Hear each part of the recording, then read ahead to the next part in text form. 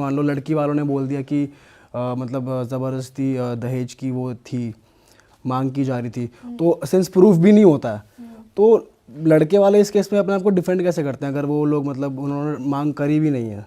तो मतलब इस केस में फिर लॉ किसकी सुनता है? नहीं, इस केस में लॉ ऐसे सुनता है कि आपको दिखाना पड़ेगा ट्रांजैक्शन। जब ट्रायल चलेगा तो आप दिखाओगे ना, अगर डावरी की मांग हुई तो आपने कुछ तो पैसे दिए होंगे, ट्रांजैक्शन हुआ है तो आप वो दिखाओगे कि हाँ ट्रांजैक्शन तो कुछ हुआ ही नहीं है। जैसे कि एक हमारे क्लाइंट है तो उसमें लेडी ने क्या एलिगेशन, उन्होंने कुछ भी डिमांड नहीं किया, कुछ भी नहीं लिया, बट जब डावरी की उन्होंने कंप्लेंट डाली तो उन्होंने क्या किया, जो उनके घर में ऑलरेडी फर्नीचर वगैरह था उसकी ही फोटो डाल करके वो दिखा रही हैं कोर्ट में कि ये हमारी फैमिली की तरफ से दिया गया था।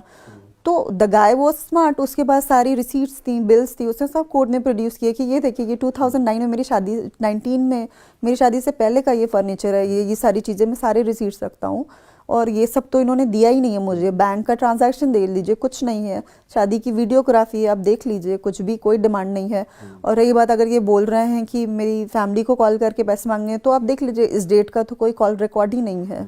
तो ये चीज़ें बर्स्ट करना बहुत इजी होता है, बट टाइम टेकिंग होता है, फ्रस्ट्रेटिंग भी होता है। जो चीज़ें फोर्सफुली मांगी जाती हैं सिर्फ वही डाउरी कंसिडर करता है लॉ, या फिर अगर कोई जैसे गिफ्ट एज अ गिफ्ट देते हैं अपने बच्चों को कि ये, तो फिर काफ़ी लोग जैसे कोई मैसिव शादी होती है तो इंटरनेट में ना हुआ बन जाता है कि ये डाउरी को एनकरेज कर रहे हैं, देखो ये इसमें क्या चल रहा है।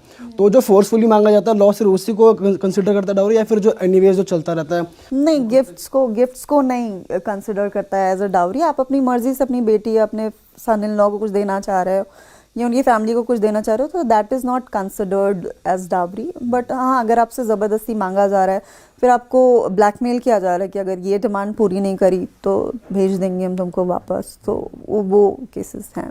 मैम एक बार ना पूरा प्रोसेस समझते हैं। अगर किसी को अपने आपस में नहीं बन रही और वो आते हैं डिवोर्स के लिए, तो बाय लॉ क्या क्या प्रोसीजर्स होते हैं और कितना टाइम टेकिंग होता है, एक बार आप पूरा एक्सप्लेन कर सकते हो अगर कोई कपल आपके पास आता है? हाँ, तो डिवोर्स का पहले तो डिवोर्स कितने तरीके का होता है हम ये समझ लेते हैं। एक तो म्यूचुअल डाइवोर्स होता है जहाँ पे हस्बैंड वाइफ दोनों को लगता है कि भाई हमारी नहीं बन रही है और हम एक एलिमनी डिसाइड कर लेते हैं। कुछ केसेस में ऐसा होता है वाइफ कुछ भी एलिमनी नहीं लेती है, वो बस बोलती है मुझे डिवोर्स चाहिए, कस्टडी अगर बच्चा है तो मुझे मेरे बच्चे की कस्टडी दे दो बस, और मुझे कुछ नहीं चाहिए, डिवोर्स लेते। वो सबसे सिंपल तरीका होता है। फिर हम उसमें बस एक एप्लीकेशन लगाते हैं म्यूचुअल डाइवोर्स की और फिर वो डिसाइड हो जाता है 2-3 डेट में। 2 राउंड्स होते हैं उसके भी, एक फर्स्ट मोशन होता है और सेकंड मोशन में डिक्री पास हो जाती है। शायद कोर्ट कोई ऐसा टाइम भी देता है कि आपको इतने टाइम रह के 6 मंथ्स का कूलिंग पीरियड होता है, बट जहाँ पे इर्रिट्रीवेबल ब्रेकडाउन हो चुका है मैरिज का, तो उस केस में फिर हम एक एप्लीकेशन लगाते हैं वेवर की कि वो कूलिंग पीरियड हमारा वेव कर दिया जाए, तो उसमें फिर हो जाता है 2-3 महीने में ही डिवोर्स हो जाता है। हम डिवोर्स के दौरान बच्चे की कस्टडी किसके पास जाएगी, ये कैसे डिसाइड किया जाता है? ये डिसाइड किया जाता है, जैसे अगर बच्चा माइनर है तो 99% केसेस में माँ को ही मिलती है।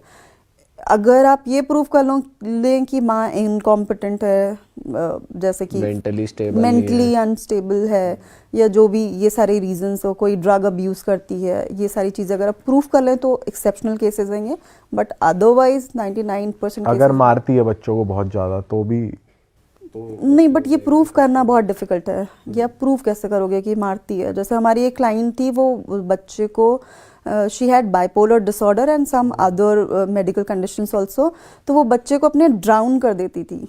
अरे अच्छा, पानी में वो ड्राउन कर देती थी।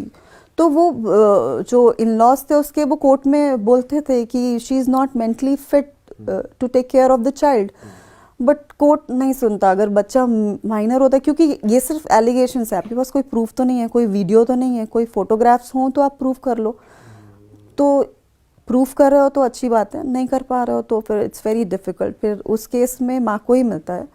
फिर माइनर नहीं, अगर मेजर है, अनमैरिड बेटी है और बेटा है, तो उस केस में फिर कोर्ट देखती है वेलफेयर किसका, बच्चे का इंटरेस्ट देखती है कि बच्चा का एजुकेशन किसके पास बेटर हो सकता है, कौन बच्चे को ज़्यादा अच्छे से फाइनेंशियल रिसोर्सेज दे सकता है, या बच्चे की मर्ज़ी भी पूछी जाती है। कई बार जजेस चेंबर में बुला के बच्चों को पूछ लेते हैं कि आपको मम्मी ज़्यादा पसंद है या पापा ज़्यादा पसंद है, आप किसके पास रहना प्रेफर करोगे। तो ये सारी चीज़ें देखी जाती हैं।